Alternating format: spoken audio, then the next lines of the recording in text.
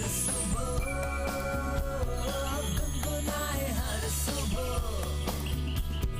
जागे सारा Pakistan, morning delight.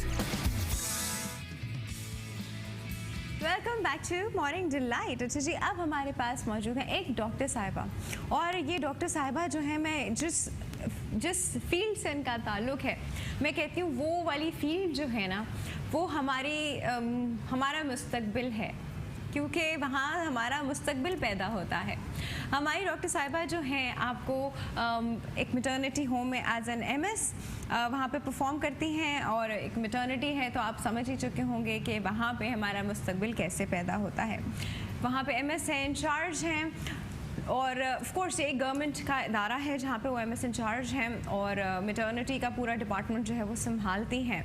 Maternity के डिपार्टमेंट में क्या चीज़ें हैं और क्या चीज़ें नहीं होनी चाहिए, और क्या चीज़ें अच्छे से होनी चाहिए, हो रही हैं लेकिन अच्छे से होनी चाहिए। लोगों को हमेशा गवर्नमेंट की चीज़ों को लेकर ना काफ़ी वो होते हैं कि भाई गवर्नमेंट का है तो पता नहीं क्या हो, और कितना सब्सिडाइज रेट्स तो चलो होंगे वहाँ पे, लेकिन हाइजीन नहीं होगी तो मैल प्रैक्टिस होगी, तो डॉक्टर नहीं होगा तो दाइयाँ होंगी। तो इस तरह की सोचें जो होती है मैटरनिटी होम्स के बारे में आती हैं। तो सबसे पहले हम मैटरनिटी होम पर बात करते हैं कि मैटरनिटी होम एक हॉस्पिटल से कैसे डिफरेंट होता है।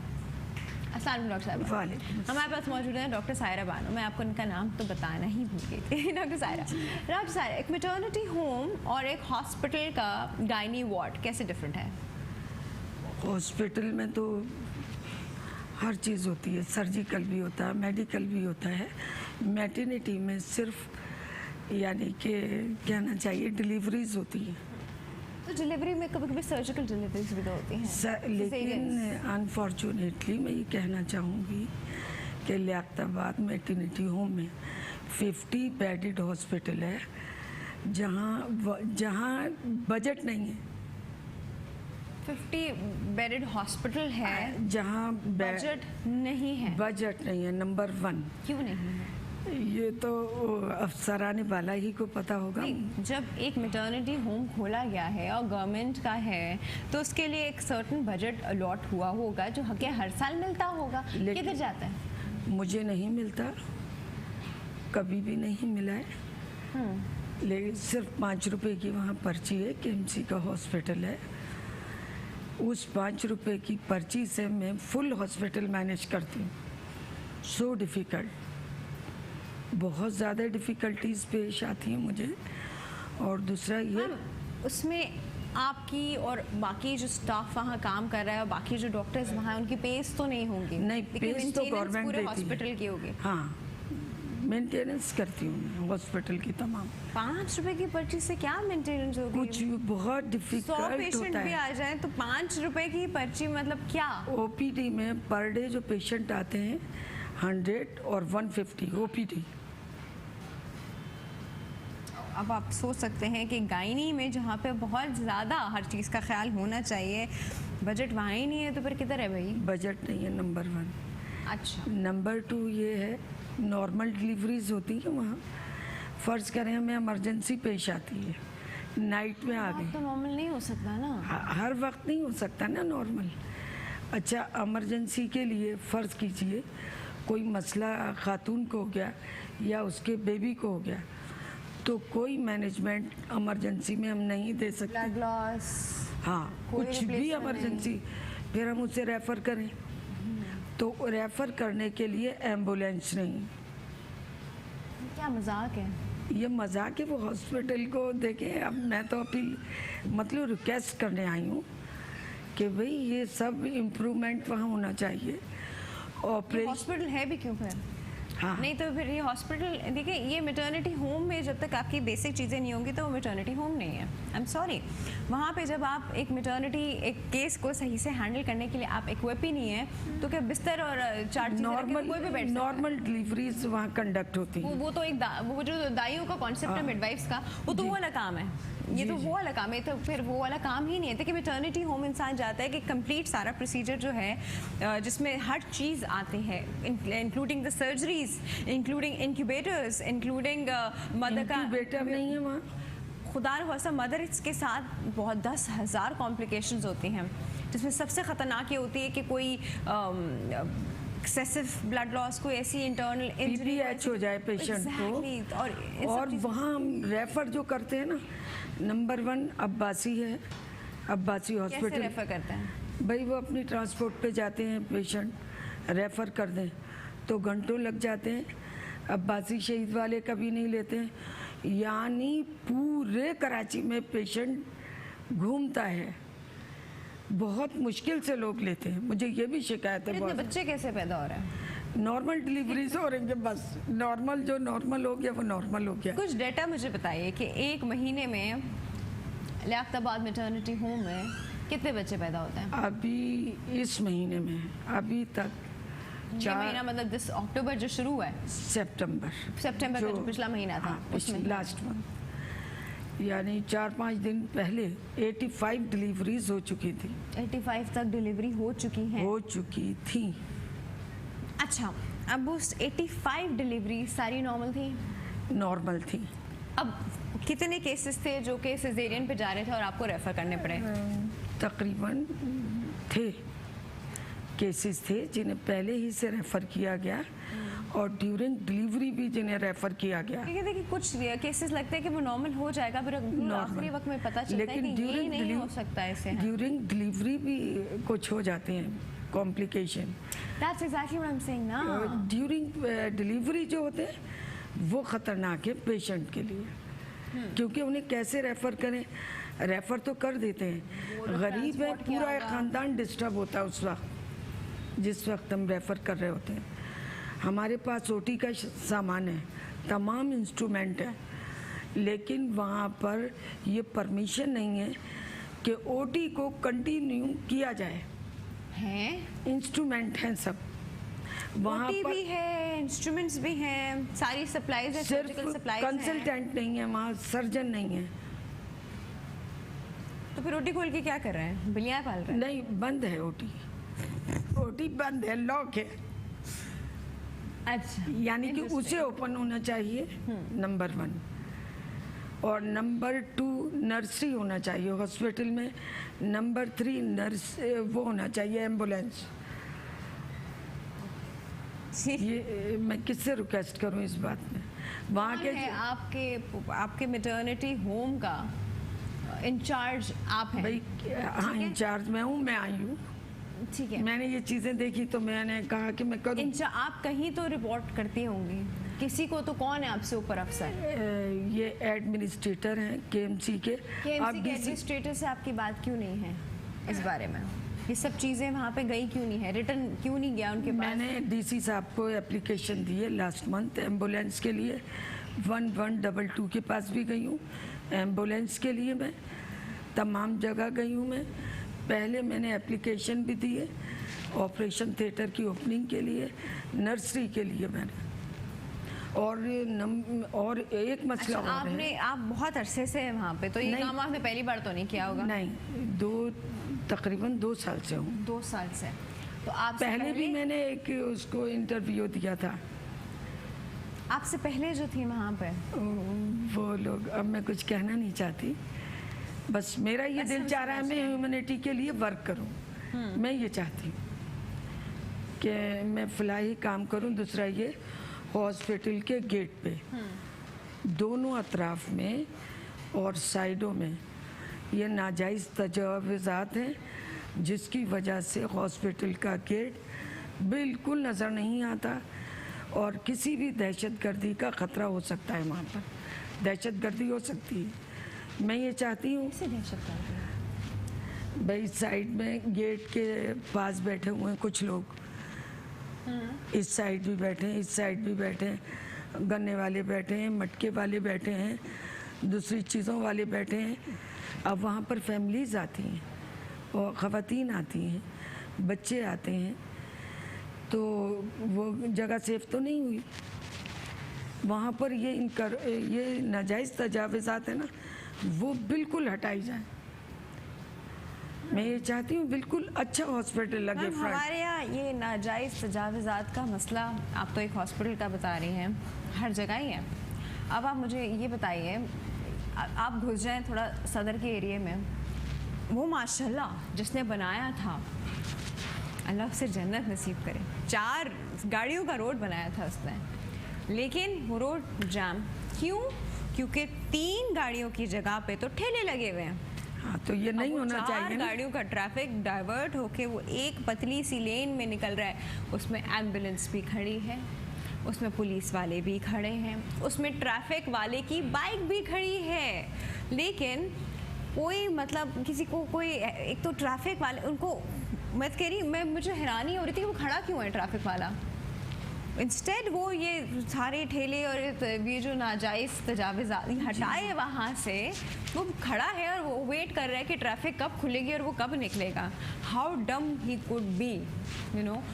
तो पॉइंट इज कि इन सब चीज़ों के पीछे मैम हाथ होते हैं लोगों के, जी। ठीक है। जी, जी। उसमें उस ट्रैफिक वाले को मैं कह रही हूँ डम, वो बेचारा डम नहीं है, वो बेचारा अपनी जान बचा के खड़ा हुआ है वहाँ पर, क्योंकि वो आगे किसको बोलेगा, किसी को बोलेगा, उसको वहाँ से आता है, उसके वहाँ पीछे से पैसा आता है, उसके वहाँ से पैसा आता है, तो यू नो कुछ सुनने का सुनाएगा नहीं। वो ठेले वाले भी वहाँ खड़े होने के 100-150 रुपये रोज़ाना के हिसाब से देते हैं। जो नहीं देते उनके ठेले जी उसमें डाले जा रहे होते हैं। जैसे ही वो ठेले पैसे देते हैं, मैंने अपनी आंखों से देखा है, उनका ठेला यूँ करके नीचे धक्का दे दिया, जाओ वापस जाके लगा दो, क्योंकि उसको 150 रुपये मिल गए थे पर डे के ये तो आपके ईमान का हाल है। जब ये ईमानों का हाल होगा तो उस जगह पे आप क्या मैम, आप ये बता रही हैं कि वहाँ गन्ने वाला खड़ा है, वो गन्ने वाले को मैं जाके अगर पूछूंगी ना, बेटे मटके भाई आप वाली है, कैसे खड़े हो, मिट्टी के बर्तनों वाले हैं, तो वो हमें बताएगा। टायर कि पंचर इतना वाला मुझे है, भत्ता देना चटाई पड़ता वाला है, ये सब लोग हैं जिनके नाम लिया मैं।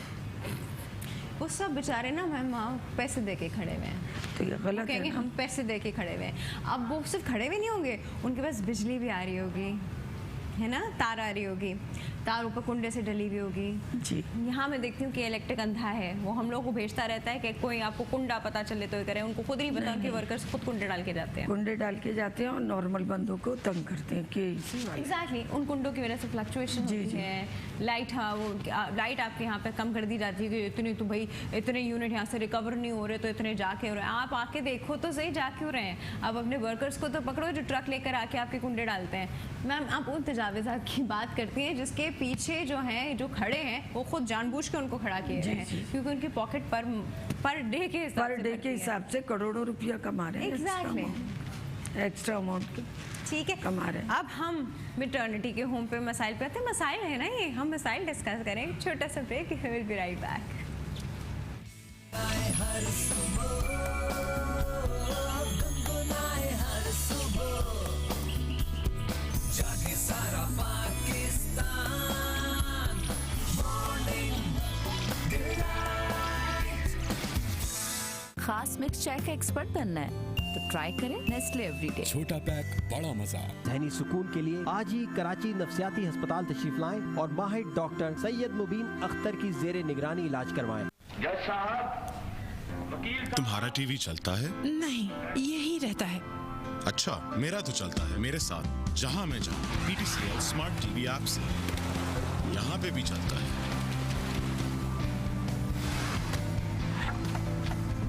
और यहाँ भी चलता है, और यहाँ भी चलता है, और लाइव चैनल्स को रिवाइंड और पॉज भी करता है। कैसा? स्मार्ट टीवी ऐप डाउनलोड करें किसी भी डिवाइस पर और एंजॉय करें टीवी जो अब चले हर जगह। PTCL, hello to the future.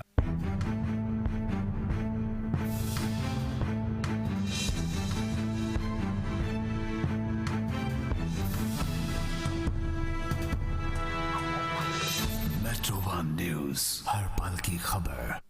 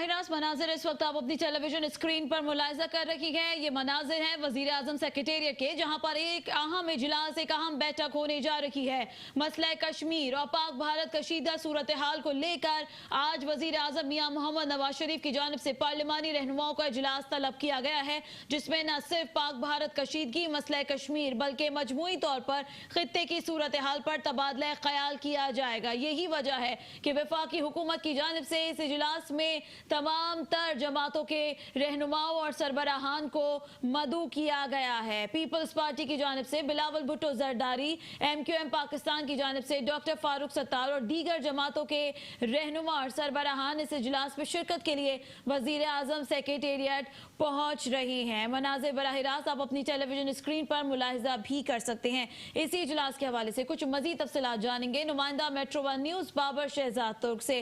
Babar, तफसीलात से आगाह कीजिएगा, इस वक्त क्या मनाजिर देख रही हैं वजीर आजम सेक्रेटेरिएट के?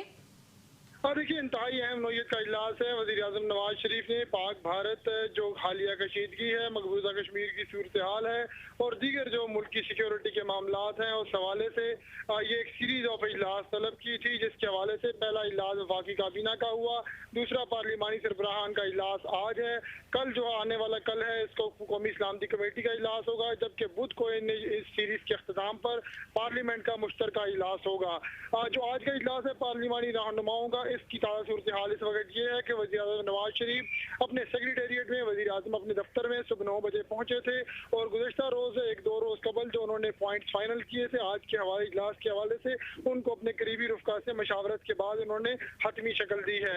इसके अलावा जो इसके बाद वज़ीर आज़म नवाज शरीफ जो हैं वो इस इजलास में पहुंचे हैं और दीगर जो अहम रहनुमा हैं तमाम वो भी इजलास में पहुंच चुके हैं। बाकायदा जो है इजलास की कार्रवाई अगले चंद मिनट में शुरू हो जाएगी। बिलावल भुट्टो जरदारी पीपल्स पार्टी के चेयरमैन पहली दफ़ा इस नौयत के इजलास में बराह रास्त आए हैं। इससे पहले उनके वालिद और साबिक सदर आसिफ अली जरदारी जो है इस किस्म के इजलासों की बतौर शरीक चेयरमैन जो है वो पार्टी की नुमाइंदगी करते रहे हैं। बिलावल भुट्टो जरदारी के अलावा तहरीक इंसाफ के चेयरमैन इमरान खान, MQM के रहनुमा फारूक सत्तार और दीगर तमाम जो सरबराहान हैं वो मौजूद हैं। तमाम जो पार्लिमानी जमातें हैं उनके सरबराहान मौजूद हैं। नहीं मौजूद तो अवामी मुस्लिम लीग के सरबराह जो कौमी असम्बली में अपनी नशिस्त रखते हैं शेख रशीद अहमद, वो मौजूद नहीं है क्योंकि हस्ब रवायत उनको दावत नहीं दी गई है। इंतहाई अहम नौयत का इजलास है। इजलास के अख्ताम पर एक बाकायदा एलामिया जारी किया जाएगा, लेकिन हमारे ज़राए के मुताबिक इजलास के अंदर जो भारत की जो वहूरी जारियत है उसके खिलाफ बाकायदा एक करारदाद मंजूर किए जाने का भी इम्कान है। जी ठीक है, बहुत शुक्रिया बाबर शहजाद के इस हवाले से आपसे मजीद भी तफसीलात लेते रहेंगे। जैसे ये इजलास शुरू होगा जो फर्दर अपडेट्स होंगी वो आपसे लेंगे। बराह रास्त मनाजिर इस वक्त आप अपनी टेलीविजन स्क्रीन पर मुलाहिजा कर सकते हैं। वजीर आजम मियां मोहम्मद नवाज शरीफ जो कि इस वक्त वजीर आजम सेक्रेटेरिएट में अपनी काबीना के वुज़रा के साथ मौजूद हैं और तमाम तर पार्लिमानी रहनुमाओं का बजाते खुद इस्तकबाल भी कर रहे हैं इस वक्त इस अहम नौयत के इजलास में, जिसमें मुत्तहिद होकर सर जोड़कर जो बैठ रहे हैं आज तमाम तर पार्लिमानी रहनुमा वफाकी हुकूमत के साथ। इस इजलास में आज पाक भारत कशीदगी और मसला कश्मीर और साथ ही मजमूई तौर पर खित्ते की सूरत हाल पर तबादला ख्याल किया जाएगा, बल्कि आइंदा का लाहे अमल भी तय किया जाएगा और वाज़ेह तौर पर मोदी सरकार और भारत को जवाब दिया जाएगा। इस इजलास में शिरकत करने के लिए पार्लिमानी रहनुमाओं की आमद का सिलसिला जारी है। मनाजिर इस वक्त आप अपनी टेलीविजन स्क्रीन पर देख सकते हैं। वजीर दिफा ख्वाजा आसिफ, वफाकी वजीर खजाना डार, वजीर आजम मियां मोहम्मद नवाज शरीफ इस वक्त यहाँ पर मौजूद हैं और जिन पार्लिमानी रहनुमाओं और जमातों के सरबराहान को इस इजलास में शिरकत के लिए मदऊ किया गया है उनका बजाते खुद इस्तकबाल कर रही हैं। वाज़ेह करते चले कि इस इजलास में पाकिस्तान अवामी मुस्लिम लीग के सरबराह शेख रशीद को मदऊ नहीं किया गया, जिस पर शदीद एहतजाज और रद्द अमल का इजहार तहरीक इंसाफ के चेयरमैन इमरान खान की जानिब से भी किया गया, जबकि तहरीक इंसाफ की जानिब से इस इजलास में शिरकत करेंगे और तहरीक इंसाफ की नुमाइंदगी करेंगे शाह महमूद कुरैशी, जबकि पाकिस्तान पीपल्स पार्टी की जानिब से बिलावल भुट्टो जरदारी आज इस इजलास में शिरकत करेंगे। MQM की जानिब से डॉक्टर फारूक सत्तार, ANP की जानिब से गुलाम अहमद बलोर, जमात इस्लामी की जानिब से अमीर जमात इस्लामी और साथ ही आपको बताएं कि JUIFA के सरबराह मौलाना फजलुर रहमान समेत दीगर रहनुमा इस इजलास में शिरकत करेंगे और एक लाहे अमल तैयार किया जाएगा, तय किया जाएगा कि कि आइंदा आने वाली सूरत हाल से किस तरह नबदाजमा होना चाहिए और वो कौन से ऐसे इकदाम हैं जो कि उठाने चाहिए, उठाए जा सकते हैं पाक भारत कशीदगी और मसला कश्मीर को लेकर। एक अहम तरीन इजलास इस वक्त होने जा रहा है। अब से चंद लम्हों बाद ये इजलास शुरू हो जाएगा। आप देख सकते हैं इस वक्त अपनी टेलीविजन स्क्रीन पर ये बराह रास्त मनाजिर हैं वजीर आजम सेक्रेटेरिएट के वफाकी वजीर इत्तलात परवेज रशीद भी इस वक्त यहाँ पर मौजूद हैं और बजाते खुद इस्तकबाल कर रही हैं। आपको अपडेट कर रहे हैं इस तमाम तर सूरत हाल के हवाले से, जहाँ एक जानिब भारत पर जंगी जुनून सवार है, न सिर्फ मसला कश्मीर और कश्मीर में जो तहरीक आज़ादी का सिलसिला इस वक्त जो जारी है, कश्मीरियों की जानिब से जो जिद्दोजहद की जा रही है, न सिर्फ भारत की जानिब से उसको दबाने की कोशिश की जा रही है, बल्कि मुसलसल लाइन ऑफ कंट्रोल की खिलाफ वर्जी का सिलसिला भी जारी है। और यही वजह है कि इस तमाम तर सूरत हाल से निमटने के लिए यहाँ पर एक अहम इजलास तलब किया गया है वजीर आजम मियां मोहम्मद नवाज शरीफ की जानिब से, जिसमें वजीर आजम मियां मोहम्मद नवाज शरीफ मसला कश्मीर के हवाले से इक़दाम को भी डिस्कस करेंगे और तमाम तर रहनुमाओं को एतमाद में लिया जाएगा। वफाकी हुकूमत की जानिब से आइंदा आने वाले दिनों में जो इक़दाम उठाए जाएंगे उस हवाले से आज इन तमाम तर पार्लिमानी रहनुमाओं को आगाह किया जाएगा, बल्कि इन तमाम तर पार्लिमानी रहनुमाओं से तजावीज़ भी ली जाएंगी कि आइंदा आने वाले दिनों में क्या लाहे अमल और क्या हिकमत अमली मोदी सरकार और भारत के लिए होनी चाहिए। पाकिस्तान की जानिब से वाजे करते चलें कि इससे कबल भारत की जानिब से लाइन ऑफ कंट्रोल पर बिला इश्तिहार 5 सेक्टर्स पर फायरिंग की गई और DGMO भारतीय DGMO की जानिब से बाकायदा तौर पर इस बात का ऐलान किया गया था प्रेस ब्रीफिंग के दौरान कि भारत की जानिब से पाकिस्तान पर सर्जिकल स्ट्राइक की गई है, जिसका मुंह तोड़ जवाब ISPR की जानिब से दिया गया और DG ISPR lieutenant general Asim Salim Bajwa की जानिब से बाकायदा तौर पर मीडिया ब्रीफिंग और मुख्तलिफ इंटरव्यूज में कहा गया कि किसी तौर पर भी सर्जिकल स्ट्राइक्स नहीं की गई हैं, मामूल के मुताबिक खिलाफ वर्जी की गई, लाइन ऑफ कंट्रोल की और बिला इश्तिहार फायरिंग की गई, जिसका भारतीय फौज की जानिब से भी जिसका पाकिस्तानी फौज की जानिब से भारतीय फौज को मुंह तोड़ जवाब दिया गया। जबकि अब तक वाजे करते चलें कि भारतीय हुकूमत और भारतीय फौज की जानिब से सर्जिकल स्ट्राइक के दावे पर किसी किस्म के कोई सबूत पेश नहीं किए गए। अलबत्ता पाकिस्तानी फौज की जानिब से सबूत पेश किए गए कि वो जो फायरिंग और जो बिला इश्तिहार फायरिंग को रोकने के लिए जो मुंह तोड़ जवाब पाकिस्तानी फौज की जानिब से दिया गया था, उससे भारत को कितना नुकसान और किस तरह से भारत को मुंह की खानी पड़ी है। इस वक्त आपको अपडेट कर रही है एक अहम तरीन इजलास की सूरत हाल के हवाले से, जो कि अब से चंद लम्हों कबल बाद शुरू हो जाएगा।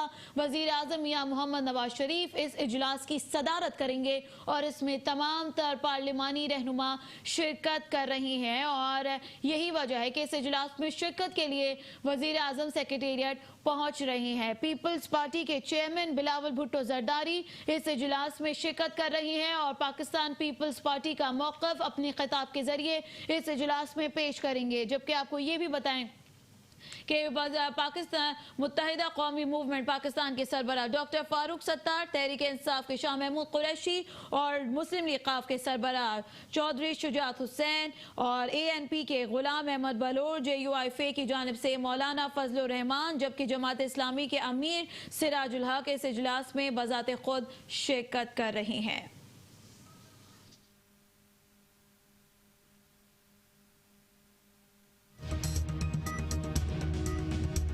वजीर आजम की जेर सदारत पार्लिमानी जमातों के सरबराहान का इजलास। वजीर आजम नवाज शरीफ सेक्रेटेरिएट पहुंच गए। पाक भारत कशीदगी और मकबूजा कश्मीर की सूरत हाल पर गौर किया जाएगा। नेशनल एक्शन प्लान के फैसलों पर अमल दरामद का मामला। वजीर आला सिंध मुराद अली शाह की जेर सदारत इजलास जारी। सिंध हुकूमत की नेशनल एक्शन प्लान पर पेशरफ्त पर गौर। और MQM का नेशनल एक्शन प्लान पर अमल दरामद के लिए ऑल पार्टीज कॉन्फ्रेंस बुलाने का मुतालबा। MQM की जानिब से कौमी असेंबली सेक्रेटेरिएट में करारदाद जमा। हुकूमत नेशनल एक्शन प्लान पर अमल दरामद में नाकाम हो गई, करारदाद का मतन।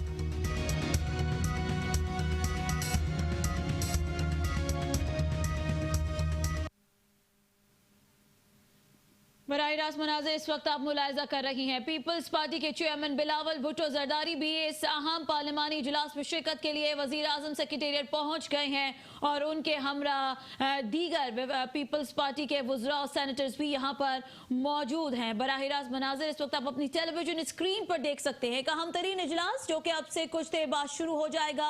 रहनुमाओं की आमद का सिलसिला जारी है। वज़ीर आज़म मियां मोहम्मद नवाज शरीफ यहाँ पर पहले से ही मौजूद हैं और वफाकी हुकूमत की जानिब से जिन जिन जमातों को और जिन जिन जमातों के सरबराहान को इस अहम नौयत के इजलास में शिरकत के लिए मदऊ किया गया, दावत दी गई, उनका खुद बजाते इस्तकबाल कर रही हैं। आप इस वक्त बराह रास्त मनाज़िर इस्लामाबाद वज़ीर आज़म सेक्रेटेरिएट से मुलाहिजा कर रही हैं, जहां पर मसला कश्मीर पाक भारत कशीदगी और मोदी सरकार को मुंह तोड़ और वाज़े जवाब देने के लिए दो टोक मौक़िफ़ अपनाने के लिए यहाँ पर एक अहम नौयत का इजलास तलब किया गया है, जिसकी सदारत वज़ीर आज़म मियां मोहम्मद नवाज शरीफ कर रही हैं।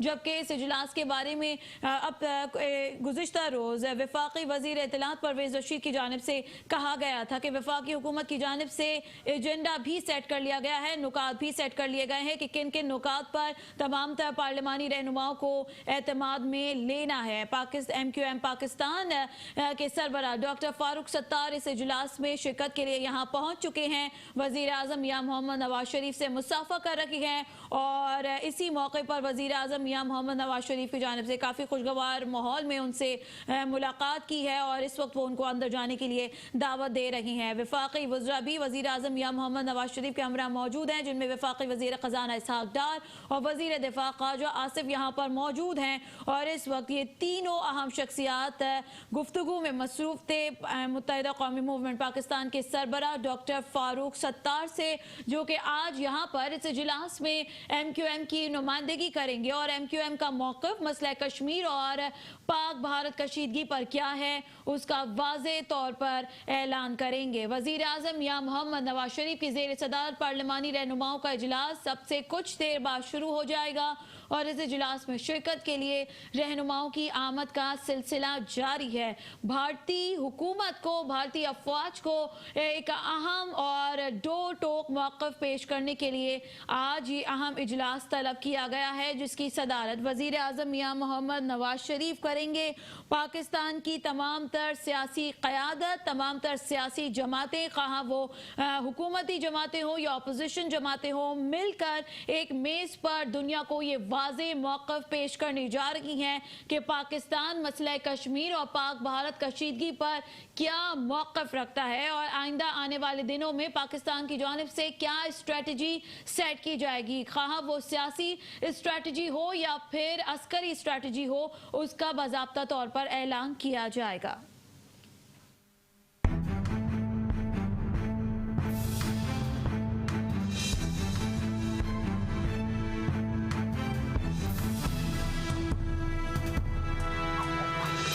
मेट्रोवन न्यूज़, हर पल की खबर। ज़हनी सुकून के लिए आज ही कराची नफ्सियाती अस्पताल तशरीफ लाएं और माहिर डॉक्टर सैयद मुबीन अख्तर की ज़ेरे निगरानी इलाज करवाएं। खास मिक्स चाय का एक्सपर्ट बनना है तो ट्राई करें नेस्ले एवरीडे। छोटा पैक बड़ा मजा।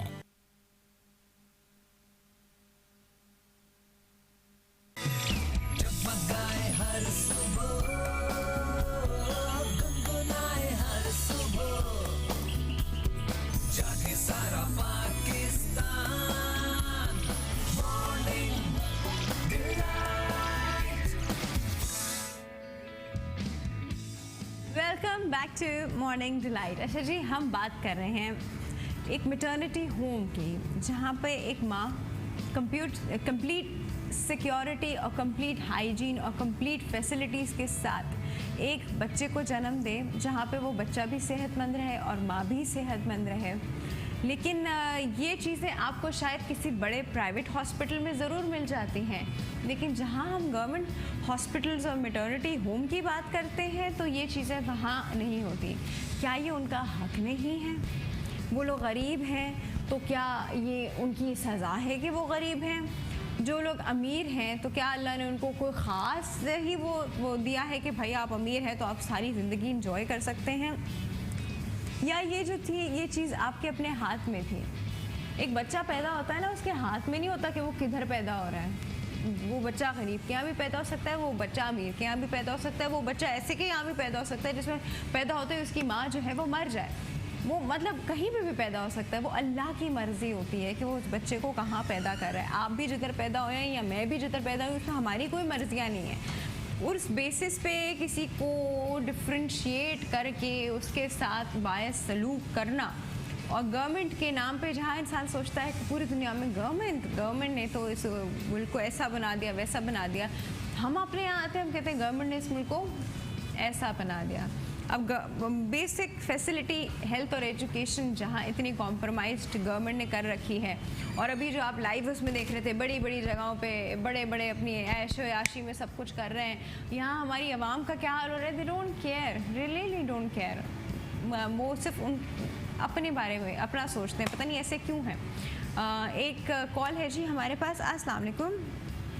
वालेकुम अस्सलाम डॉक्टर साहब, कैसे हैं आप? मंजूर इलाही बात करूं, नजीबुल्लाह हरीपुर से। कैसे हैं मंजूर साहब आप? मैं बिल्कुल ठीक ठाक हूँ। हमारा इस्लामी साल शुरू हो गया है, उसके लिए आपको आपकी पूरी टीम को मुबारकबाद। आपको भी बहुत बहुत मुबारकबाद। उनको भी मेरी तरफ से बहुत बहुत सलाम। आपको भी सलाम कह रहे हैं। अच्छा मंजूर साहब, हम बात कर रहे हैं कि गरीबों के साथ किस तरह का सलूक है उस मुल्क में जहाँ पे 80% अवाम गरीब है। बिल्कुल डॉक्टर साहब, मैं बात आपकी सुन रहा हूँ, समझ रहा हूँ और बातें कर रहे हैं, सब बातें ठीक हैं। मैं आपको सिर्फ बताऊं कि गरीब आवाम जहाँ भी आप चले जाएं वो पिसती जाएगी और पिसती ही रहेगी जब तक कि हम कोई सोचेंगे नहीं इनके बारे में कि यार इनका क्या। आप ये बात कर रहे हैं हॉस्पिटल की कर रहे हैं, गवर्नमेंट स्कूलों की बात करें, हॉस्पिटल की करें। अच्छा, दवाई नहीं मिलती, एक बेड पे दो लोग सोए हुए हैं, सफाइयों के नाकस इंतजाम हैं। और सबसे बड़ी बात है जब आप किसी से बात करें जी आज मेरा मरीज है बैठा है, इसको ये चीज, अच्छा जी ये लो पर्ची, तो बाहर से बाजार से दवाई भी ले आओ जाके। ये तो हम किससे रहेंगे हमेशा तक जब तक कि हमने एक जान होकर इसके खिलाफ एक जिहाद नहीं करेंगे। तो बिल्कुल सही। क्या करेंगे, कैसे करेंगे? बस ये सोचना है, हमने सोचना है, आपने सोचना है, और ये मीडिया जो है ना, आप तो माशाल्लाह ये सपोर्ट कर रहे हैं इस चीज को। अभी मंजूर साहब आप कह रहे हैं हमें यकजान होकर जहाद करना है, क्या करना है, कैसे करना है, मुझे कोई प्लानिंग तो बताइए। देखिए जी, प्लानिंग यही होती है कि ईमानदारी के साथ, ऑनेस्टी के साथ हमने अपना काम निभाना है, तो तब जाके ये काम सही होगा। हम अपना ही काम सही कर लें, सही बात कह रहे हैं। ये मैम हमारे पास डॉक्टर साहिबा आज इसलिए मौजूद हैं कि इनको वो जगह ज्वाइन किए सिर्फ 2 साल ही हुए हैं, और उन्होंने 2 सालों में उन्होंने वहाँ पे क्या कुछ ठीक कर दिया है और क्या कुछ ठीक करने की कोशिश कर रही हैं। मैं हैरान हूँ उन लोगों पे जो इनसे पहले वहाँ थे। और ये लियाकताबाद मैटरनिटी होम ये अकेला ये तो नहीं है, बहुत सारी और भी ऐसी जगहें हैं, पर ये लियाकताबाद मैटरनिटी होम कोई आज का तो नहीं है। कितने सालों पुराना? जब से पाकिस्तान बना है, जब से पाकिस्तान बना है, अब 70 साल हो गए। 70 सालों में कितने लोग आए, कितने लोग गए? 70 ईयर में मैं पहली हूँ जो आई हूँ आज उसकी अपग्रेडेशन के लिए। किसी ने नहीं, बाकी लोगों के ज़मीर नहीं थे या उनका इंटरेस्ट ही नहीं था, या वो वहाँ पे खुद ही नहीं आते थे, प्राइवेट जगहों पर प्रैक्टिस कर रहे थे और बस पर मंथ उनके अकाउंट में पे गिरती रहती थी। 70 ईयर में वाहिद में आई, 70 साल। मैम ये 70 साल, उससे पहले आप 2 साल, 68 इयर्स तक क्या होता रहा वहाँ पर, उसका कच्चा छट्टा तो निकालें आप। मुझे कुछ कौन आया, कौन गया, किसी ने क्या कुछ किया, क्या कुछ नहीं? कुछ इस बारे में नहीं। मैंने ये सोचा कि मैं एक काम करूँ ह्यूमैनिटी के लिए, सर्व करूँ गरीबों के लिए। इस हवाले से मैं आई, मैंने क्या मुझे अच्छा, क्या। मैम आप इस पोजीशन पे हैं, आप अपनी तरफ से कोशिश कर रही हैं, कोशिश कर रही हूँ, इंशाल्लाह कामयाब होंगी। क्या लगता है कि आपसे पहले जो थे उनको क्या मुश्किलात हुई होंगी कि उन्होंने इस तरफ सोचा ही नहीं होगा? सोचा होगा लेकिन ऊपर से नहीं सुना गया होगा। आपके ऊपर से कोई सुन रहा है? अब मैं कहने आई हूँ सैयद मुराद अली शाह से मैं अब ये बात कहना चाह रही हूँ, एक दरख्वास्त कर रही हूँ कि लियाकताबाद मैटरनिटी का विज़िट भी करें और यहाँ के मसाइल भी सुने, क्योंकि पूरे पाकिस्तान से यहाँ मरीज आते हैं, पूरे पाकिस्तान से। मैम आपको पता है जब किसी गवर्नमेंट हॉस्पिटल या किसी गवर्नमेंट की जगह पे किसी गवर्नमेंट के बंदे का विजिट होने वाला होता है ना, हाँ, उससे पहले वो जगह धोई जाती है, साफ की जाती है, वहाँ बाहर से लाके पौधे ऐसे ही रखे बुलाना जाते चाहती हूँ हैं। जैसे रखना है, मैं बता रही हूँ रखा ना, है। जी। वहाँ बाहर से लाके पौधे रखे जाते हैं, उस जगह को ऐसा खूबसूरत हरा भरा इस कुछ घंटों के लिए बना दिया जाता है कि इंसान सोचता ही नहीं, गुस्से से आता है अरे क्या हुआ, हॉस्पिटल की मैनेजमेंट चेंज हो गई, नहीं जी आज उनका विजिट है इस वजह से।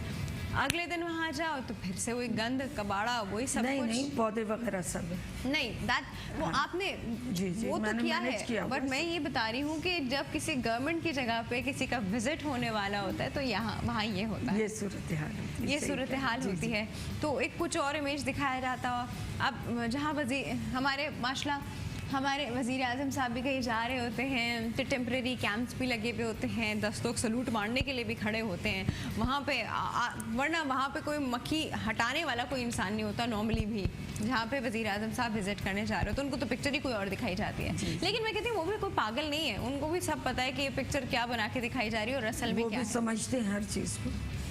सही। अच्छा मैं सोच रही हूँ कि अगर गवर्नमेंट नहीं जा रही या हमारे मुराद अली शाह साहब जो हैं उनके पास टाइम नहीं हो जाने का, तो हम ही ना जाके आपको दिखा दें वहाँ पर, आपके ये हॉस्पिटल आके हम ही ना आके हाँ, दिखा दे, एक एक चीज़ दिखाऊंगी। ओटी की में सारा सामान पड़ा है, सर्जन क्यों नहीं प्रोवाइड करके देते। मैं ये चाहती हूँ कि वहाँ के मरीज़ों को फैसिलिटी प्रोवाइड करूँ। अभी एक हफ्ते का वाकया है, एक बच्चे को मैंने रेफ़र किया, लेकिन अब्बास सिंध गवर्नमेंट किया मैंने रेफ़र, उसके सिंध गवर्नमेंट गया, वो अब्बासी शहीद गया, वो जिना गया नंबर 3, जिना वालों ने भी उन्हें भेजा सिविल हॉस्पिटल। क्यों लेते नहीं है बच्चों को, यहाँ हॉस्पिटल की डिलीवरी हो कोई बच्चों की लेते नहीं है, इनक्यूबेटर नहीं है हमारे पास। तो मैं यही चाहूँगी ना, मुझे तो बड़ा दुख हुआ इस चीज़ का कि ये कितना बड़ा क्राइम हो रहा है यहाँ पर कराची सिटी में कि कोई हॉस्पिटल नन्हे से बच्चे को नहीं ले सकता। ये क्या है सब क्या कुछ। हुआ नन्हे से बच्चे का? मतलब ये लो बर्थ वेट था बच्चा। अच्छा, इनक्यूबेटर की वजह से? नहीं, इनक्यूबेटर हो तो उसको फौरन रख दिया जाए, इमरजेंसी ट्रीटमेंट दी जाए बच्चे को, तो वो सरवाइव कर सकता है। मौत और ज़िंदगी तो अल्लाह के अख्तियार में, लेकिन हम एफर्ट्स तो कर सकते हैं। ये बात है। मैटरनिटी होम क्यों बनाए गए? इसीलिए बनाए गए हैं कि एक सेफ जगह हो जहाँ डिलीवरी कंडक्ट हो, हर औरत एक टाइम से आए, उसे फुल फैसिलिटी मिले, इमरजेंसी भी मिले। अभी जो पेशेंट्स आते हैं ऑफ कोर्स वो उनको पता नहीं होता कि अंदर क्या मिलेगा क्या नहीं मिलेगा, लेकिन नहीं, सैनिटेशन का तो बहुत ज़्यादा हाइजीनिक कंडीशन भी ठीक है, लेकिन क्या हमको सफाई सब कुछ सुथरा। ब्रीफ कर दिया जाता है कि भाई देखिए अगर ये प्रॉब्लम हुई तो हमारे पास हाँ। ये नहीं है, ये है तो आप एम्बुलेंस को खुद ही अरेंज रखें, ये है तो आप ब्लड भी खुद अरेंज रखें। ये मतलब सब क्या चीज़ें कहते हैं हम ओपीडी में बताते हैं, ओपीडी में सब डिस्कस होता है मरीज के साथ।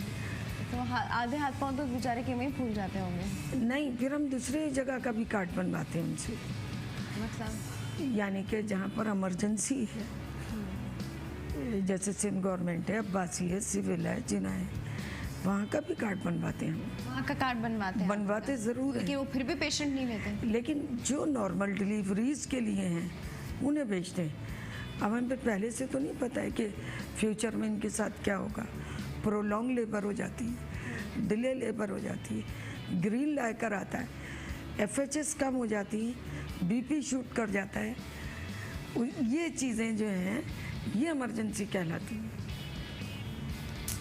ओके, मतलब इन इमरजेंसीज को में डील cater करने के लिए कुछ भी नहीं है। कुछ नहीं है हमारे पास। मैं चाहती हूँ OT स्टार्ट हो और वहाँ पर गरीब मरीजों के खाने पीने का भी इंतज़ाम किया जाए। वो भी आपके इंतज़ाम यहाँ पे अगर हम देखें तो डेथ रेशो क्या है माँ का और बच्चे का? डेथ रेशो नहीं, ये अल्लाह ताला का मैं 24 घंटे सबके लिए दुआ करती रहती हूँ। ये मेरी फीलिंग्स हैं अपने मरीज़ों के लिए। मैं खुद दुआ मांगती हूँ अल्लाह से। मैम, क्या चीज़ें आपको पेशेंट के साथ खुद डील करने में मुश्किल आती है? देखिए तो आधे से ज़्यादा डॉक्टर्स तो इसीलिए परेशान होते हैं कि भाई वो एक पेशेंट के साथ जो ख़ानदान भरा गया, ठीक है, फिर बाप ये कह रहा है, वो उसकी सास ये कह रही है, उसके ससुर ये कह रहे हैं, और जी वहाँ पे सिचुएशन भी क्रिएटेड होती है, खुदा न खासा ज़रा सा कोई प्रॉब्लम हो जाए तो ना वो किसी की सुन रहे होते हैं, उल्टा डॉक्टर ही के पीछे पड़े होते हैं। आपको उनके एटीट्यूड को लेके भी कोई बात बतानी है, कोई रिक्वेस्ट करनी है, कोई चीज़ समझानी है? बस वो यही, जब अचानक में वो रेफ़र किया जाएगा, अचानक में इमरजेंसी में, उस जगह पेशेंट के अटेंडेंट बहुत ज़्यादा एग्रेसिव हो जाते हैं, फाइट करते हैं। वो उनका राइट है, उसी को सॉल्व करने के। Fight is not the time. Time हमारे पास टाइम शॉर्ट होता है। क्या होता है? टाइम शॉर्ट होता है। आपका दूध उबल रहा है, वो देगची से बाहर गिर जाएगा। टाइम नहीं है हमारे पास लड़ने का कि किसने आंच तेज की। जी जी जी, ये आप बाद में सॉर्ट आउट कर लीजिएगा। ये चीज समझने वाली होती है। एक छोटी सी ब्रेक है, विल बी राइट बैक। जगमगाए हर सुबह, गुनगुनाए हर सुबह, जागे सारा पाकिस्तान, मॉर्निंग डिलाइट। खास मिक्स चाय का एक्सपर्ट बनना है तो ट्राई करें नेस्ले एवरीडे। छोटा पैक बड़ा मजा। ज़हनी सुकून के लिए आज ही कराची नफ्सियाती अस्पताल तशरीफ लाएं और माहिर डॉक्टर सैयद मुबीन अख्तर की ज़ेरे निगरानी इलाज करवाएं।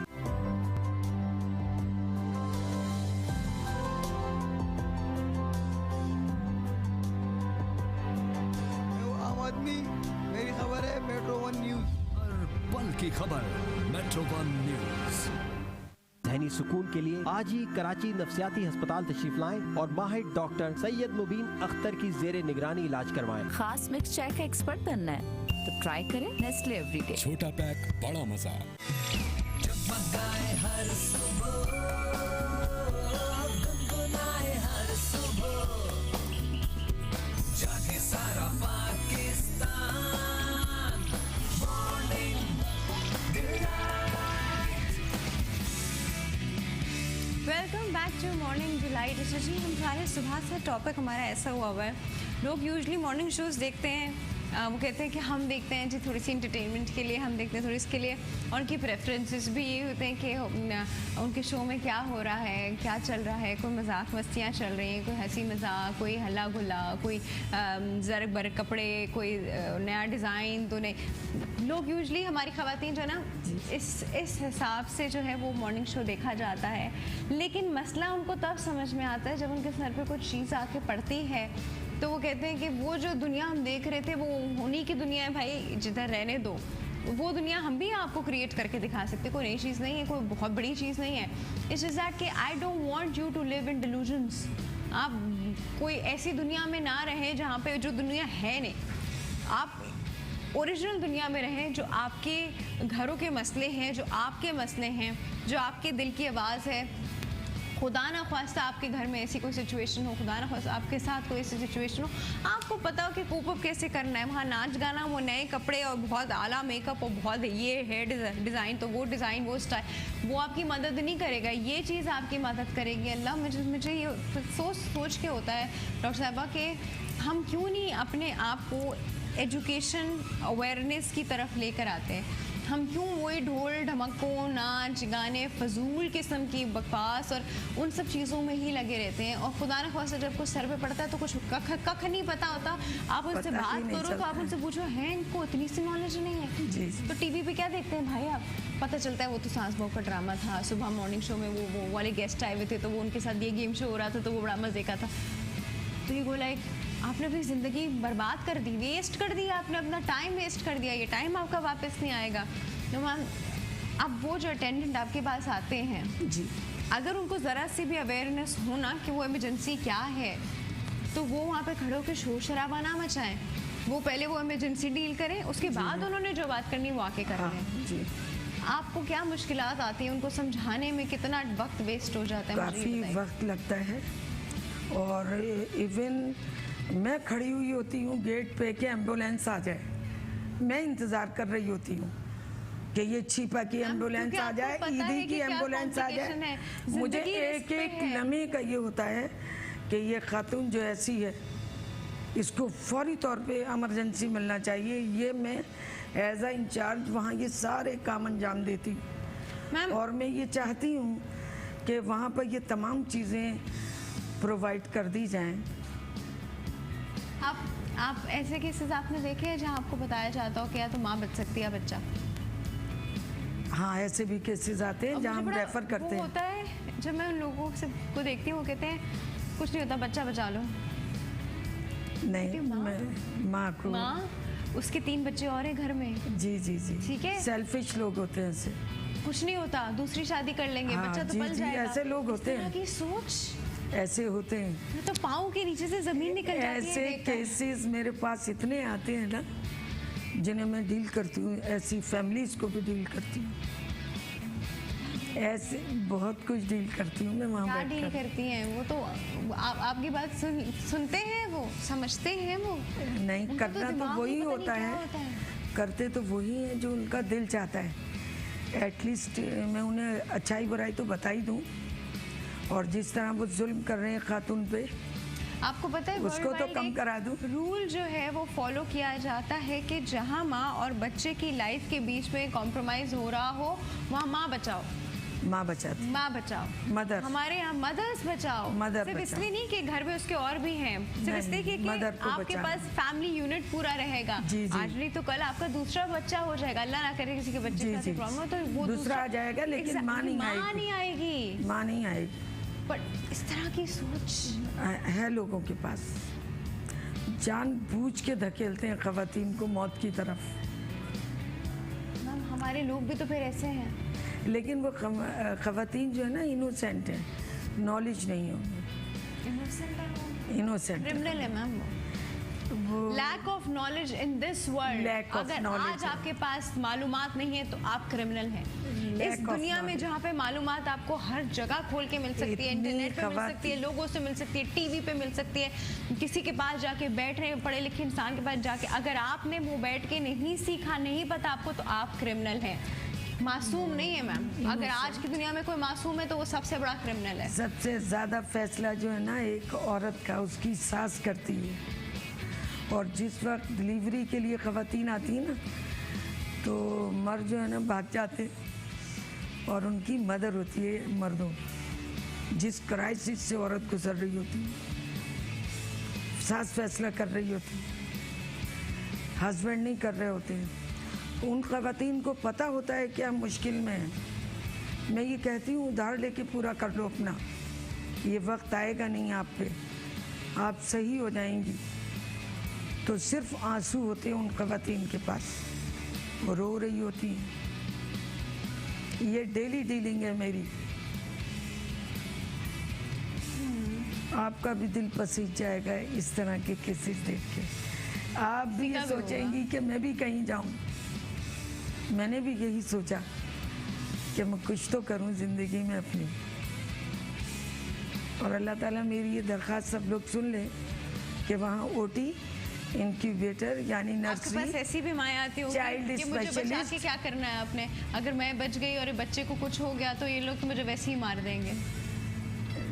नहीं, इस तरह की ताने दे दे के उसका हाल बुरा कर देते हैं। लड़ाइयाँ तो हर घर में, जो हालात और हर घर में सलूक होता है इसके साथ। सासों का रेशो खराब है, खराब रेशो है, खराब सासों का रेशो ज़्यादा है। मैं कहती हूँ ये सास कभी क्या माँ नहीं थी? लेकिन मैं औरतों को ये सिखाती हूँ, ऑनलाइन बोल रही हूँ मैं ये बात, कि जीना आपका राइट है। मतलब है अगर हस्बैंड भी कोई गलत बात कर रहा है, आप ऑब्जेक्शन करें। बाज़ हस्बैंड तो ऐसे होते हैं कि वो ये चाहते हैं कि वो जिंदा ही नहीं रहे।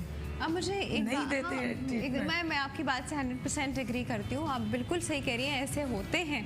मुझे एक बात ही बताइए कि अगर आज के दौर में जहाँ आप कह रही हैं सास का बिहेवियर ऐसा है, और खतरनाक 100% सास ऐसी नहीं कह सकते, अच्छी औरतें भी हैं, अच्छी सासें भी हैं, लेकिन जो नहीं हैं वो 80% है।